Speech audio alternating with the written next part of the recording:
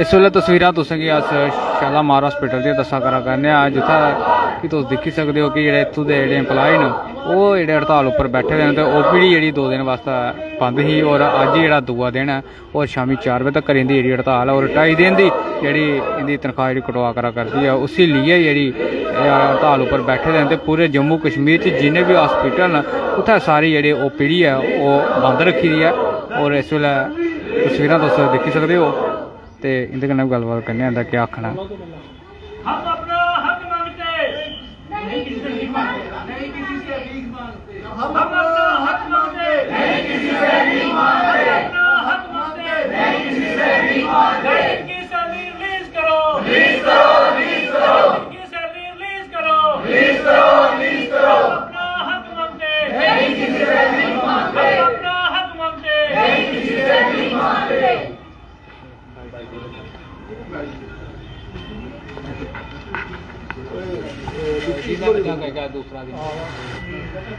देखो आज दूसरा दिन है, फिर भी गवर्नमेंट के कानों तक ये बात नहीं पहुंच रही है कि जो 2.5 दिन की सैलरी हमारे मुलाजिम की डिडक्ट हुई है वो वापस की जाए। आज 3 महीने हो गए हैं। आप मीडिया के थ्रू ये बातें आप भली भांति जानते हो कि जैसे 2 घंटे का प्रोटेस्ट हुआ था, लेकिन हमने प्रोटेस्ट रखना हम नहीं चाहते थे कि ये प्रोटेस्ट रखें, क्योंकि इससे पहले भी कुछ प्रोटोकॉल होते हैं जो हमने फॉलो किए।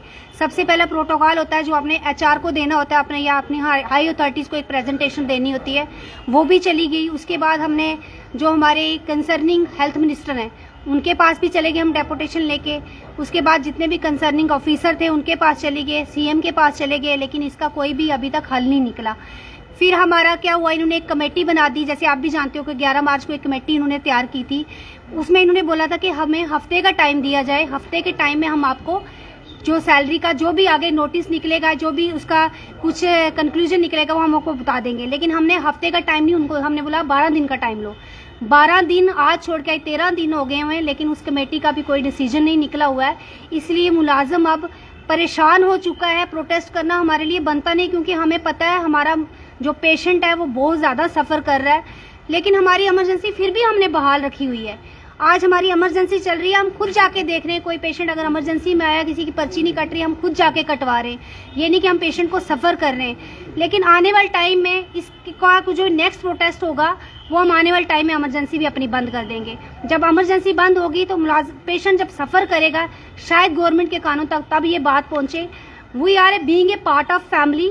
कुछ मुलाजिम की हमारी सैलरी आ रही है, जैसे कुछ कैडर हैं जिनकी सैलरी आ रही है, लेकिन हम एक फैमिली हैं और ये हमारी कलेक्टिव रिस्पांसिबिलिटी बनती है कि हम उनके साथ इकट्ठे खड़े हों और अपनी आवाज़ को बाकायदा से ज़्यादा ऊंचा करें।